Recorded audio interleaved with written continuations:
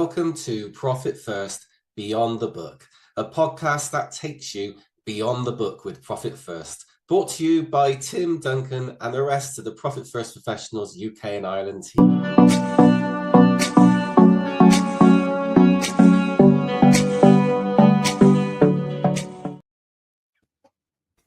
Well, who better to have on our podcast, Profit First Beyond the Book, than the man himself who created Profit First, Mike Michalowicz. Mike, welcome very, very much. Tim, it's so nice to see both you and Duncan today. And Duncan, you're with us again. Yep. Fantastic. So Mike,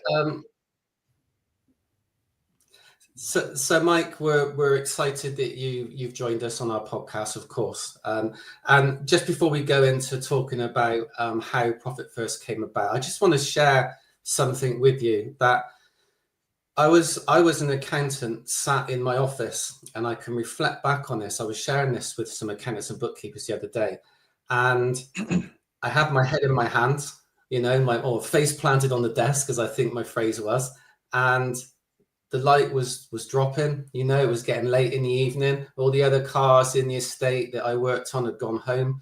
I was left in my office still crunching out tax returns. And then when I came to the point where I got the book, Profit First, as you can see just over my shoulder there, who knew when I opened that first page what was going to happen, a series of events that happened after that, from becoming a Profit First professional, implementing Profit First in my business, working with my clients with Profit First advisory, to selling my accountancy practice, to transitioning into a coach, to then me and Duncan having that conversation that led us to talk to you about us having a license for the UK and Ireland and becoming your business partner of Profit First Professionals. How is that for a transformation? And that's what Profit First is doing for people. It's so remarkable to me what you've done, both you and Tim and Duncan, what you've both done. The impact you're having is what's, to me, gets me emotional. There's so many entrepreneurs that have that exact same scenario as you did, Tim, where their head's down and the only solution feels like I have to just do this again tomorrow. And I have to keep exerting myself. And there's this false hope that if I just work hard enough, if I sacrifice enough of my life for this business, I'll have some money at the end. And it's sadly rarely the case that there's any money left over at the end, and there's no money in between. So the fact you're doing this, it gets me emotional because it serves so many entrepreneurs. Last time I was out in London, Duncan took me for an American, a crazy bike ride through London, since it's the other side of the road. It's confusing as all heck. He just kept on yelling, keep the American in the middle. There was British bikers in front of me, British bikers behind me, British bikers on the side, and the one American who had no idea what's going on in the middle, and you guys kept me alive. But then we went to a pub afterwards, and I was talking to the folks there of how Profit First transformed their life, that they too were in that scenario of I was just putting my head down. It was exhausting. And it almost feels, I don't know, foolish that once we implement Profit First, that it could really be that easy, that the business was that close to being permanently profitable. And that's the reality. Most businesses are very close to being profitable. We do know how to sell. We do know how to service clients. We just need to know how to extract profit. Yeah, I love that. And that's a fantastic story. And I know Duncan does love a crazy bike ride. We know that for a fact. And there's been a couple of accidents because of these crazy bike rides, isn't there? But you've found, obviously, your story is very similar to mine. But would you say yours is a story of transformation the same as mine, or would you like a little twist on yours? For sure. There's an exercise that we could do. Actually, maybe we want to do it at ProfitCon. I call it the life pulse. And basically, when you and I reflect on our lives, we can put points in it. Actually, Duncan and I were talking about this. Duncan was kind enough to drive my wife, who came with me for one trip.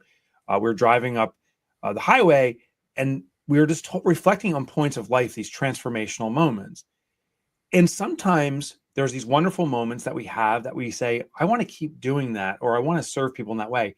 More often, it seems that there's these moments that are traumatic in some capacity that we say, I will never experience that again. I'm devoted to eradicating that. and not allowing others to experience that. And so for me, similar, hands on my face, but it wasn't in a business moment. It was coming home to my family to say we lost everything. I had lost everything just due to poor business decisions. There's a certain point where an in-operating business falters and fails. There's that day, and we try to extend it months or years, and sometimes we can, but the moment came, and it came for me, and I couldn't pay my bills. And my daughter, who was there, she was 9 years old, ran to her bedroom to grab a piggy bank. She'd been saving one day to buy a horse. And she said, "Dad, please use my money. I'll pay our bills." And it was the most humbling, oh, it gives me chills every time I think about it. It was the most humbling experience and embarrassing for me. Pride in my daughter. There's Duncan, you've done this. Tim, you've done this. I've done this. The folks listening in have done this.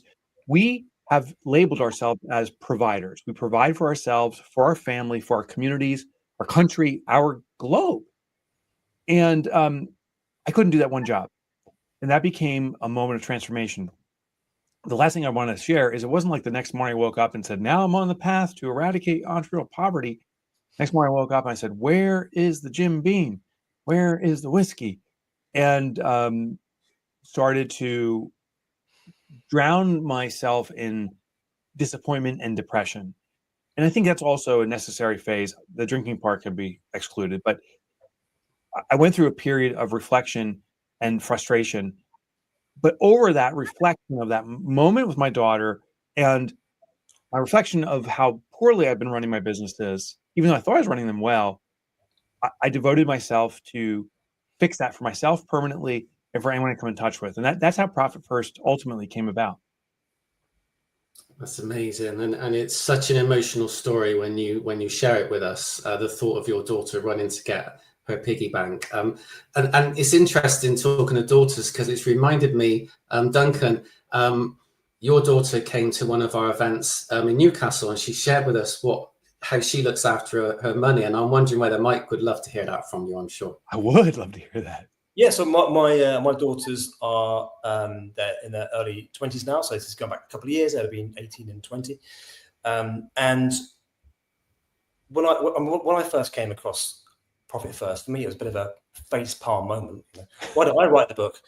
Because I could see what an effective idea it was and how it would serve my customers really effectively. And again, that was a humbling moment for me because I thought I was doing a good job, and actually I was missing a trick.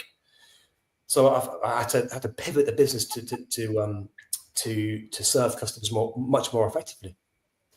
But I could see how the methodology applies to your personal finances, and so that's how I run my personal finances. I taught my children to do the same thing. So when they went to university, they would make sure they got pots for their money, for their rent, and for going out and so on.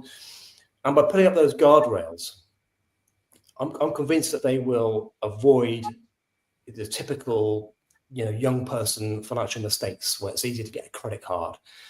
It's easy to fall behind, and then you've got this burden of debt. And we all know young people who've done it. Maybe that was you. Yeah, happens to lots of us. So the fact that Hannah was able to is already familiar with the principles, I think shows how well the system serves both companies and individuals, and reflects my own passion for how this system, embedded in the right way, can deliver fantastic benefits. It's interesting. That's a great story. It is so interesting how our children learn from us, and I emphatically believe it's not through our words, but through our actions. I bet you Hannah is observing what Dad, you are doing and replicates that. Could you imagine? I mean, this is a crazy scenario, but if a father is a drunk and he says, whatever you do, don't drink, it's killing you. There's such a disingenuousness there because the father's not taking his own medicine, his own advice. So what he's saying is, I'm saying this, but I don't believe it to be true, at least not for me. And I think that's what we do with financials.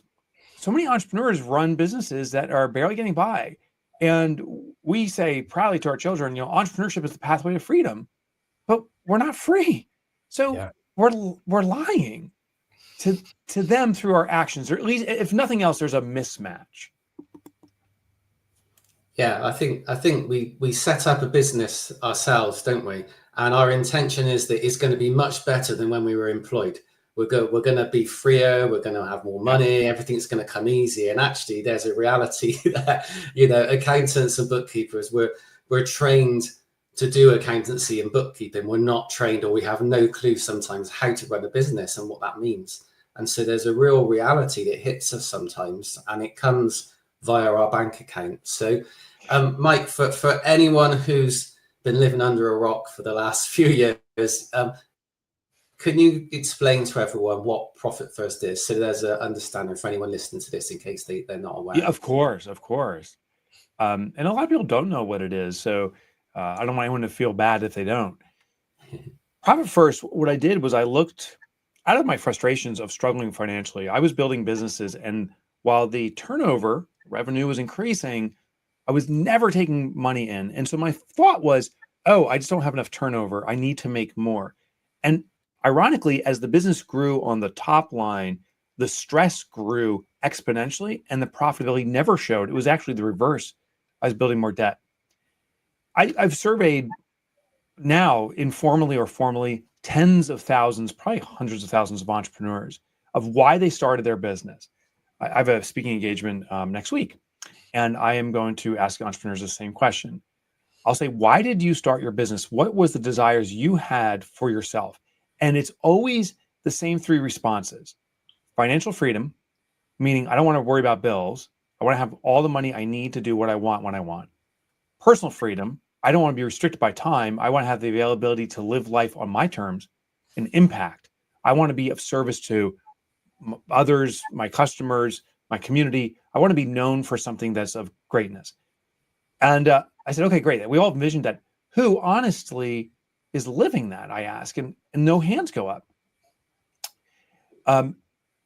That is stunning.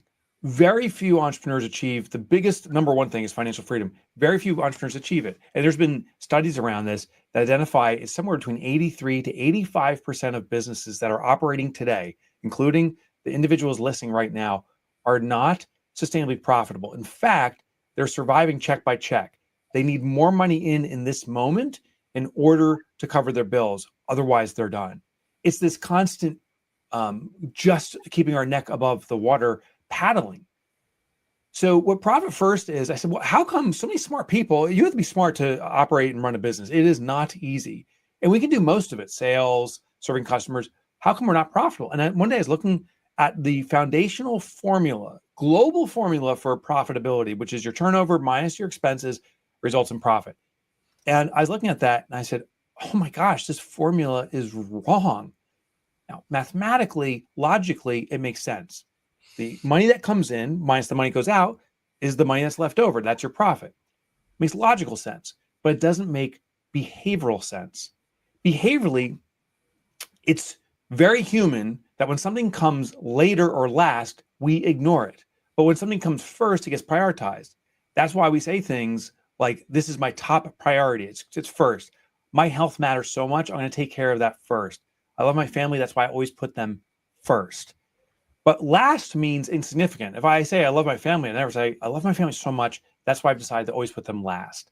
It makes no sense. Or I've decided to take care of my health. Therefore, it's the last consideration. No. But we say we want financial freedom and profit, and it's coming last. And the terminology is it's the bottom line or the year end or the final take. Those are terms for profit, which all say last. So what we did with Profit First is we flipped the formula. It's our turnover minus our profit equals expenses. And mathematically, it's called a variable swap. It's identical on the logic, but it's radically different on the behavior. Because what we're going to do in practice is every time money flows into your business, we're going to take a predetermined percentage, whatever you want your profit to be, that bottom line, 5, 10, 17, 18%. We're going to take that money, remove it from the business, and now the business tells you what's left over. And while this doesn't guarantee you have a healthy business, it guarantees the profit, and then it reveals within your business if you can sustain that. If you can't, there's something fundamentally flawed with your business. I have a little saying now. Profit First doesn't fix your business. It tells you what needs to be fixed within your business. Absolutely. And Duncan, can you remember, I can certainly remember, before Profit First entered our lives, did you have clients that would have made a profit, but they didn't understand where the money was? Yeah, 100%. Here's your accounts. You made £200,000. Great. Where is it? Not an unreasonable question. And just go back to what you were saying earlier, Mike, about people listen to this, companies that not making any money. That's true of a lot of bookkeepers and accountants as well. That's right. And I think that we as a profession just need to just get real about that. If that is you, then this is an opportunity for you to reverse engineer profitability. So you can serve your customers with authenticity, because accountants and bookkeepers are really kind, giving people. As a community, they're really giving people. Oh yeah. So they end up not charging what they should. They end up giving away value. And actually, we teach up our members to package property, to market property, to look after themselves first, because only then are they really able to serve people. There is a absurd number of accountants and bookkeepers who are not profitable. And when I say absurd, I'm not being accusatory here, but for the consumer, someone that hires an accountant or bookkeeper, we would think they are the masters of numbers. They will never struggle with profitability. And the reality is they are the masters of numbers. But the component to profit is not a numbers game. It's a behavioral game. It's a prioritization game. So it's literally this simple trick, if you want to call it a trick, of taking your profit first that then facilitates permanent profitability, and you align everything behind it. There was in the States here, a pretty significant accountant who declared bankruptcy, and they were associated with a lot of other people in the industry. So they were a well-known name. And when they declared bankruptcy, there was this uproar. How dare you? Almost, how could you? They didn't understand the profit first principle. They were doing what most of us do. So here's the great irony. As an accountant or bookkeeper, if you've struggled with profit, you have a leg up because you understand the emotional experience that your clients are going through. Once you resolve your own profitability, and I assure you, profit first will fix that immediately.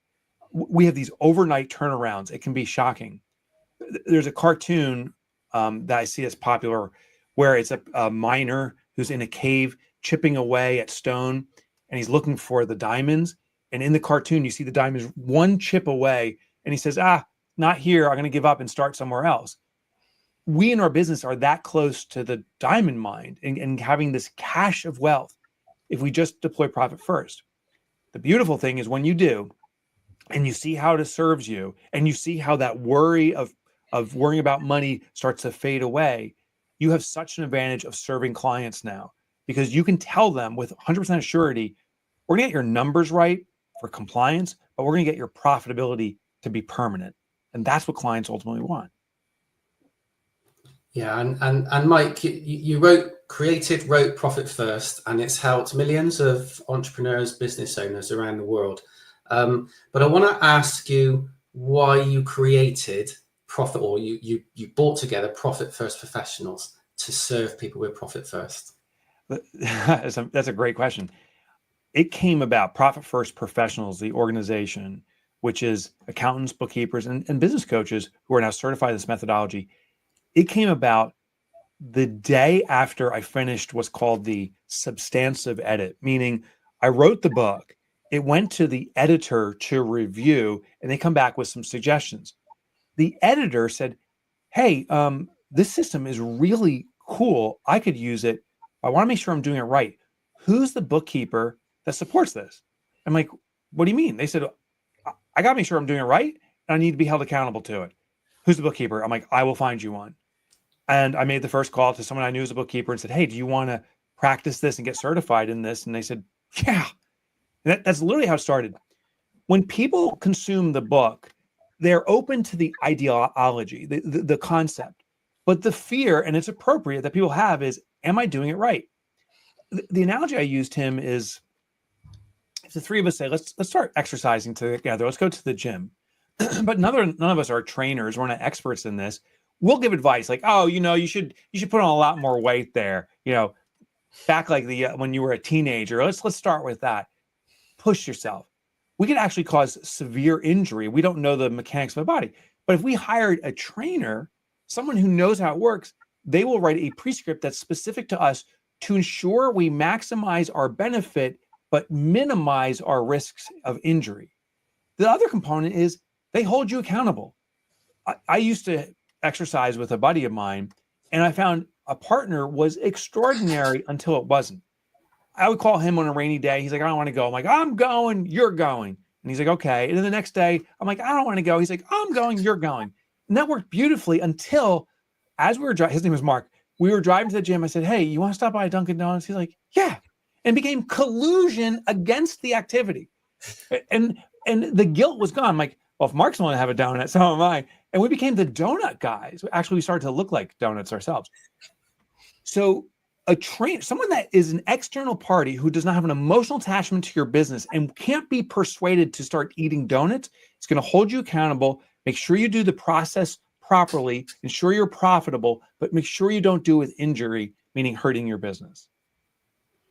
Yeah, and what I love as well about the Profit First Professionals environment is the fact that our members have to implement in their own business first and foremost. So we're helping them solve problems in their business, and we'll be real.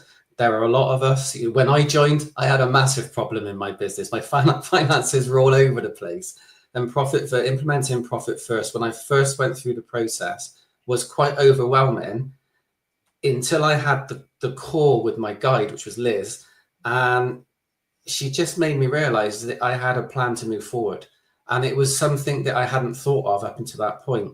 But then understanding that Profit First gives you a way forward and it helps you look into the future, it kind of opened my eyes even more to the whole concept of how it can work and how I can drive my business into a different direction. And we see it with our members when they come on. And we do the one-to-one with them with their profit assessment. And then they start to have this realization that this is great. I didn't get this from the book. There's no way I could have got this from just reading the book, but going through this with you guys, and now I can build a plan. I'm starting to see how I can help this client and that client and that client. And for me, that's the benefit of being a Profit First professional and being able to help clients in that way. Absolutely.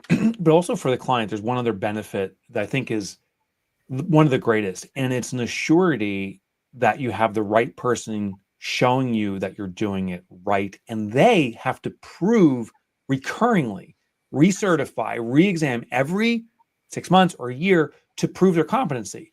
The economy shifts, and so is Profit First. It's a dynamic system. It can adjust with things. And there's some people, admittedly, who've read the book Profit First and say, oh, I can just tell you what the book does, do what the book does. That's like a trainer saying, I'm going to skip the certification process. I'm not going to study how the human body works, but I did see there was this exercise regimen. You should do it. And I'm never going to study it again. And you should do what I'm doing. Well, we have that in the States here with doctors, and it's illegal. There's doctors who perform procedures without getting recertified, and they put their patients at massive risk. So one of my favorite components of Profit First Professionals is the users who work with the PFP have absolute confidence that this person, not only have they implemented it in their business, not only do they have experience doing with others, they have to prove that they're still competent at it and that they're learning the adjusting and new processes as they come about. As you know, and this is early notice, but we have a personal component. What we found is that many entrepreneurs, once they're nailing it right in their business, but they're not nailing the numbers at home, the home leeches off the business and it collapses the system. So we have introduced a component of how to bring that balance. So there's a personal finance component for the entrepreneur too. That's just one example of what's coming about right now. And there's this constant improvements and adjustments of the system. And that's why I love that PFPs are on top of that. Can I just build on what you were saying there, Mike? Because one of the book gives principles and it gives some hacks and some how-tos. But I think one of the great strengths of the system is that every PFP does it in their own way. And so they bring their own intellectual property to it. They're bringing authenticity to it. Yeah. enables them to really serve their customers. We're not, when someone joins PFP UK, we don't give them a big manual and say, that's how you do it. We give them the principles and they fill in the gaps. They do the hard work. They then have something really valuable that only they have. A customer can't compare them to anyone else. And so they're able to charge higher prices because they're able to deliver better results. They're able to drive transformation in their customers' businesses and therefore in their own business. And in an age where software is getting more and more effective, AI is doing more and more, the human element, that ability to tell a story, to connect with people, to develop relationships, that is where I think the profession is going. That the successful accountants, bookkeepers, and coaches will be the ones who understand human relationships, and that you can't have AI do that. AI will help you, but AI won't do it for you. Software can't do it for you. That's all up here. Profit First is a great way of unpacking that and serving a customer. It's funny. I was on AI yesterday, and I was getting so frustrated while the answers I was asking for were being answered. It had this rah mentality. Every time I was like, great question, Mike. And at a certain point, I'm like, shut the stinking F up.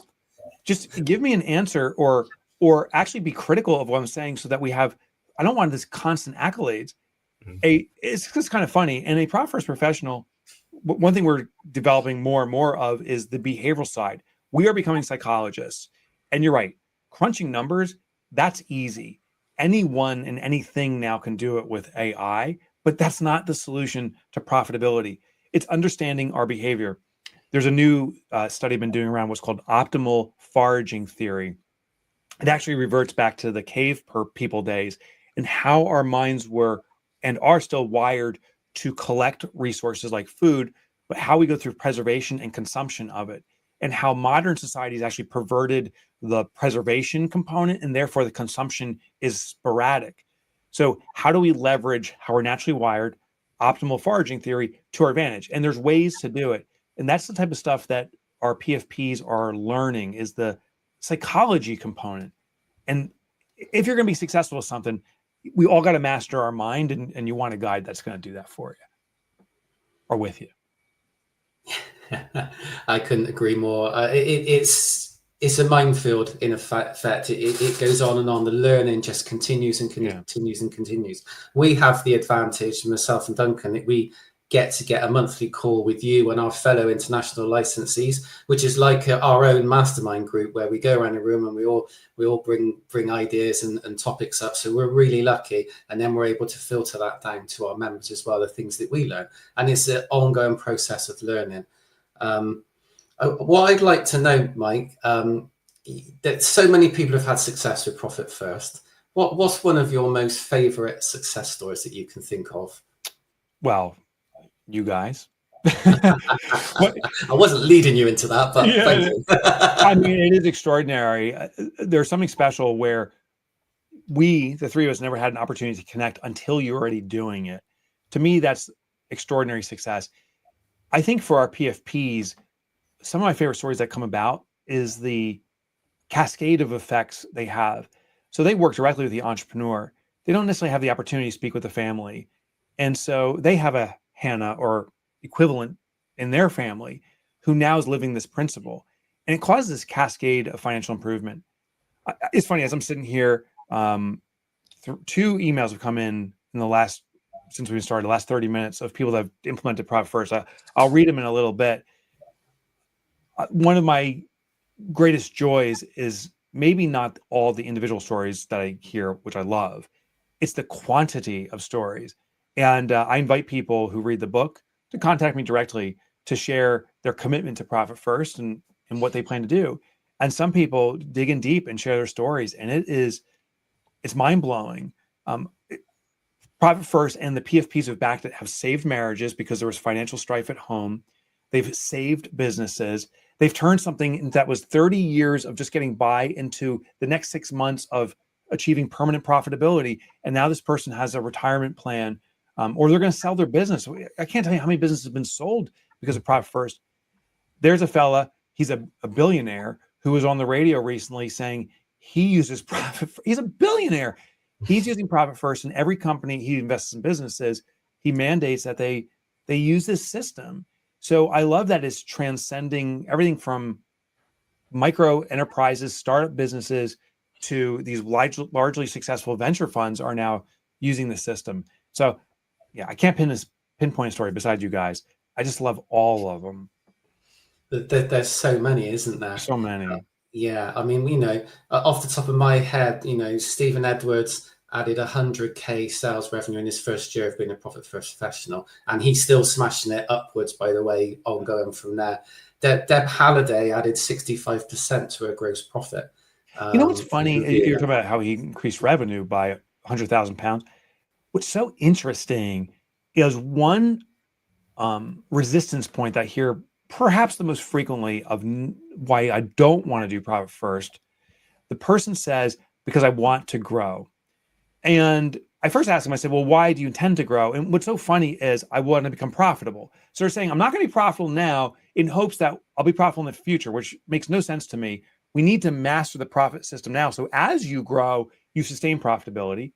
But ignoring even that, I tell people, what if you took your profit first and you grew even faster than you are right now? And they go, well, that's impossible.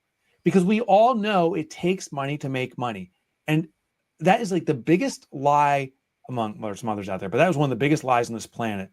It does not take money to make money. In fact, most entrepreneurs are proving it every day. They are taking all their money to make more money, and they're not. So we've already proven it's not working for us. What it takes to make money is innovation, out of the box thinking, challenging industry norms, focusing on efficiencies. There's these business fundamentals. When you take your profit first, it triggers a cascade of fixes in your business.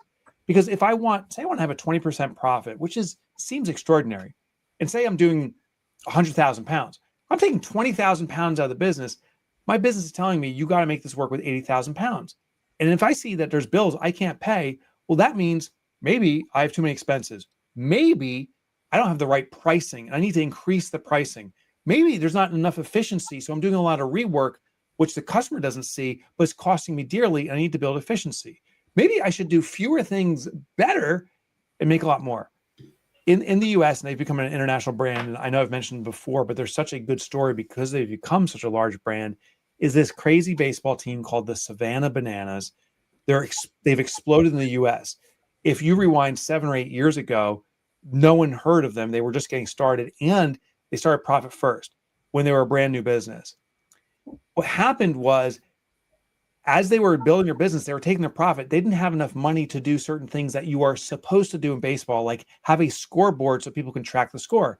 And they said, we don't have enough money to support it. What most businesses do without the guidance of a PFP say, well, I guess I can't be profitable. But what they said is, if I must be profitable, and I must be, how do I still report the score without a scoreboard? And that's when they recruited the audience to hold the score up, like between boxing rounds. And then they said, well, how do we entertain the audience? And they had the audience, you had to be 80 or older. They call them the Nana Bananas. You had to be over 80, and you were now the dance squad, and the audience lost its mind. What's so interesting about Profit First is it gives you perhaps one of the greatest opportunities in regards to a business is it forces you to innovate. And it's the people who challenge the industry standards because they're not throwing money at just doing the same thing are the ones who redefine the industry and win and grow faster. Absolutely. Yeah. I love the Savannah Bananas, by the way. I follow them on Facebook and watch some of the videos because I came across them from Profit First in the book, obviously. And Jesse Cole with the Yellow Tux Man. So I remember that, see, and I've not looked at anything for a while, but it just comes back to me because the branding and everything is just there, isn't it? And it's so simple. When you break it down, it's simple what they've done, but it's only simple because they thought of it and they actually acted on it and they did it without breaking the bank to do these things, didn't they? So it's very clever innovation. It would be such a shame. And sadly, hundreds of other baseball teams came out of this. It's a minor leagues, effectively. It's called All-Star, but it's minor leagues. Hundreds of other teams had this opportunity. But what the owners did is they said, this is how baseball operates. Let's put more money into it and more money into it. And they're all losing money and getting frustrated. And they're trying to put more of their own savings into it. the burnout rate of these baseball team owners is overnight. They wipe out their wealth doing this. And Jesse from day one said, no, we will be profitable and use the system. And look what happened. Now, Jesse is a unique person, but I would argue if you're an entrepreneur, you are a unique person. You've done what very few people do. Don't use money to dumbify you down to replicate other people. Extract money to give you sustainability and the confidence to express yourself the way you need to express yourself and want to through your business. Amazing advice. And Duncan, we've got the opportunity for people to come and get this amazing advice from Mike in person, haven't we? Absolutely, yeah. Monday, the 22nd of September, Central London. Mr. Michalowicz himself will be on stage. So you can get tickets on Eventbrite. And we're delighted to be joined by Ron Baker and Carl Reeder. And it's going to be an absolutely incredible day, full of productive conversations and challenges, and people will be on their feet and on the. You're not going to be lectured for the day. It's going to be hard work, and you'll leave with a head full of ideas and things you can implement in your business the next day that will make you more money.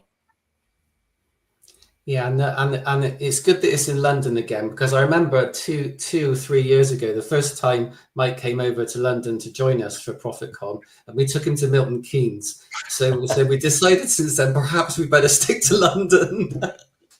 It's funny. I loved Milton Keynes, and I did. It's funny, as the outsider, I didn't get it. I'm like, it's beautiful out here, and that's when my wife came and she was touring around some of the space, but. I get it now. It's not the big city. It's not a big city, but we were there at Zero's office. Zero are sponsoring us again this year, so thank you to Zero. We're really grateful. And we, the hotel in Milton Keynes was a very nice place to be. It was awesome. Yeah, I'm not knocking it. It was a great event, and we were very well looked after by the good people of Milton Keynes. You know what we should do is, when I see you gentlemen in London, I'll see if I can find a mug here that says "I love Boonton," because where I live in Boonton, New Jersey, is the equivalent to Milton Keynes to London. The Milton Keynes relationship to London is the Boonton relationship to New York City. I would love for you to get me a mug that says "I love Milton Keynes," because it is my favorite city now. London's my second favorite city. You're on. Challenge accepted. Okay. Sounds great. It's a great photo opportunity. So Mike, are you looking forward to coming to London? Are you worried that Duncan's going to take you on a dodgy bike ride again? I can't wait. I have so much fun. I do have a love for England. My trip to Milton Keynes, if I recall, I think it was my first trip to England, which is shocking. I've traveled all over the world, but I see how London is the hub of our entire globe. It brings Europe and the Western countries all together. And I know from the event, the energy is extraordinary. The intelligence in the room is top shelf. And it's the speakers are great. The speakers are great. But it's the participants supporting each other. It's such a powerful active dialogue. It's not just someone droning on from stage. It's dialogue and concepts and ideas and thoughts. If someone comes out of that event without having millions of dollars or millions of pounds of ideas when they leave the event, I would be shocked. Yeah. We even got people flying over from America to see you, Mike. There's the irony. Yeah, right. And there's some Americans coming. Yeah. We definitely should not go on a bike ride as a group. That would be a disaster. We've got a different social plan for this year. Oh, good. It's going to be great fun. Mike, just before you go, you said that you'd had a couple of emails in while you've been on the call, and you were going to share a success story that you had. Oh, yeah. You want me to read the emails? Yeah. Is that okay? Yeah. I don't want to let everybody down. Yeah. Okay. So these were just coming in as I was speaking. This one came in from, let's see, Mary Ellen Strand. And she says, I expected nothing else better than the toilet paper entrepreneur, but profit first was it, because it's no nonsense, direct style of writing. Happy that it resonates with my style. I look forward to seeing you keynote one day. Well, Mary Ellen, who also goes by Ellie, why don't you come to London with me? This came in from Vito. Let's see. Vito simply says, I committed to profitability in my coaching and future business. He's an online transformation coach. Says, I will complete profit first and apply the strategies right away and master them. I'm committed to create my business coach cow. I don't care how long it takes or how hard it will be. I won't stop until it happens. I'm all in. Let's do this. That's what I love. And that's the enthusiasm when someone reads one of the books.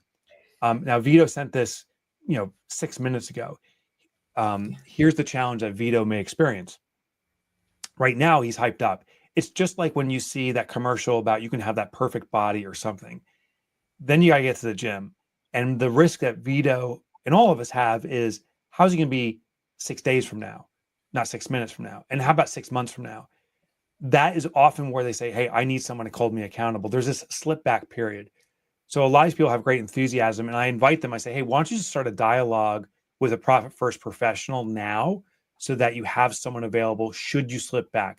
Some people can do it alone and go it alone. But most people need a PFP, profit first professional coach, including myself. I have been working with a PFP, the same one now for 7 years. I was doing profit first on my own. I slipped back, and I'm the guy who created the system and said, okay, I got to stick with this. Karen Del Ripa, who's a profit first professional in the United States, took me on, and she's my coach. And I actually have a call with her in about an hour and a half from now to talk about my profit first deployment.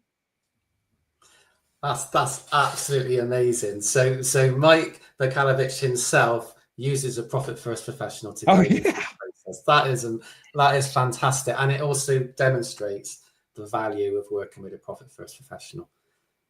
Yeah, they're amazing. Mike, thank you so much for joining us. We're really looking forward to seeing you in person again in London. We can't wait to have a good pint of British beer with you.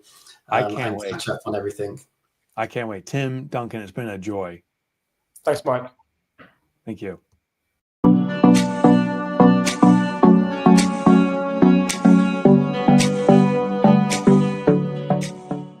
Thank you for joining us on our podcast today. Profit First Beyond the Book was brought to you by the Profit First Professionals UK and Ireland team.